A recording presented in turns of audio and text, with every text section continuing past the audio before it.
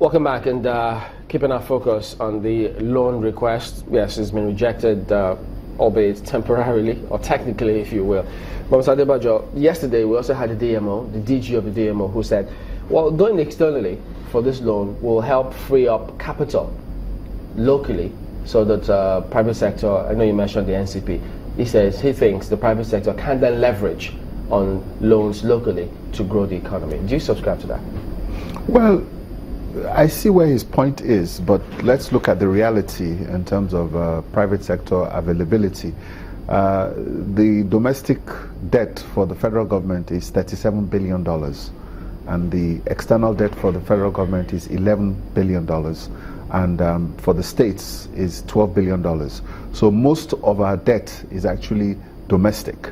And even with all this capacity, nobody's saying that the governments are crowding out the private sector in terms of loan availability. So the private sector is still enjoying more credit than the state, and I don't think anybody in the private sector is complaining. But the issues when you talk about private capital is that, yes, it's fine that they're looking to move more of their debt to offshore loans because they're cheaper, so that the cost of their financing their debt is a lot cheaper. That's a refinancing or trying to improve their balance sheets. But the issue really is the fact that what other alternatives are there for government for this 30 billion? Have you looked at, for instance, the deal that the Minister for Petroleum just closed with India? Why don't we pledge some of our crude production on a forward basis and use the proceeds from the crudes in the futures to be able to offset some of these facilities? That will not give you you're pledging your revenues instead of looking at a debt situation. Why don't we get more private capital to fund some of these projects if they're indeed bankable? So that the burden of the 30 billion that we're talking about, maybe the government is only maybe spending 7 billion or maybe 10 billion, and the private sector is taking 20 billion, or is 50-50. But the question is, why do you want to go it alone? And I don't really think this is the priority at the moment. I think the priority for us is to be able to see how we can close out this year, get the 2.2 trillion deficit we have financed. Which we can, and we're raising some money to do that at the moment, and I think we would do that.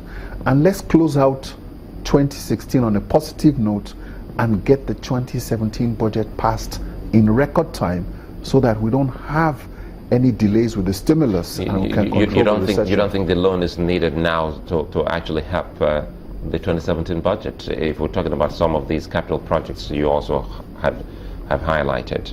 Well, the loan is needed, but what I'm trying to say is the fact that it's not the priority right now. There are many things that we need to do to continue to move this economy forward. And this loan request, it's a process. And they can move on without the loan? Exactly, for now, while they're looking at the details and alternatives. Mark? How much impact do you think that politicking is going to have in the way of, requesting for loans, or in the way of reviving the economy, as it were? Do you think that politics is going to be playing any role at all? Yes, we are. It is a political economy, and I think the way the powers are in government is that the government also needs approval from the parliament to be able to pass its budget. And I think that whole process of passing the budget, it's a political process. And what the government needs to do now is to look at the 2017 budget, because there are political implications, everybody will have a view on it, and you need to be able to build consensus around this. And part of how you build consensus is that you do not use sentiments, and you make a case, and let's see what sort of projects that can be done, because people are very scared or skeptical about debt. The question is that you want to mortgage the future of this country. Are we going to be able to pay this debt back? And by the time it takes a political spin, then the reasoning that we're looking at it from pure economic terms will tend to disappear. And there's some heavy political spinning that can go into this that can actually derail this process completely. But this rejection by the Senate, albeit technically, many think that it lowers the kind of investor confidence or the business environment confidence that investors of 90 would have. Does that play out for you? No, I think it's early because they have claimed that, as we have, is the fact that if you see the document, it's quite scanty. You know, you have to extrapolate from quite a lot of different areas to find out where the projects, but some of it is just mentioning sectors. So we need a lot of details, and I think the government needs to do a lot more to be able to sell this facility and to be able to put out more information to the public so that you can get consensus on this, because the debate has not even started. You know, accountability is very key here. You know, sometimes when we talk about some of these projects that can easily help finance the loans, repayment, and you keep looking at some kind of financial culture or attitude that we have not been able to still keep. For instance, you see some viewers already talking about the train ride, that sometimes some who go on a train ride don't collect their receipts, and you know what that means at the end of the day. And for some who also go through some tolls, maybe around the airports for now, they don't take their receipts. So in all of this, culture, financial, probity and accountability, which is very key in helping us get out of the mess we are already in, hasn't been entrenched. Well, the issue you've raised is very pertinent because people don't really have the confidence in government to be able to implement their projects properly, and even after they've implemented, to be able to put in the right discipline, to be able to get the collections, to be able to pay back, because everybody always assumes that anything government is free. And I think this is what people are scared of, that eventually you spend all this money and the sort of revenues that you're supposed to collect back to do that, it will be a problem. But with the private sector, it's a completely different issue.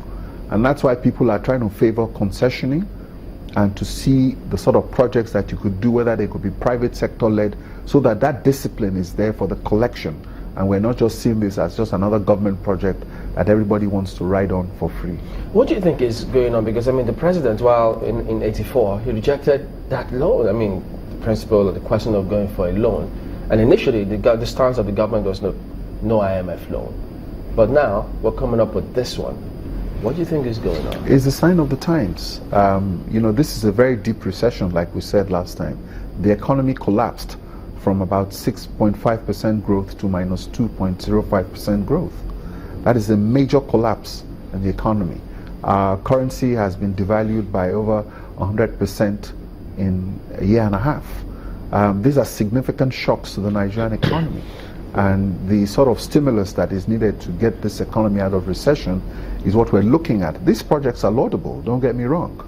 Yeah, but will they have a direct impact?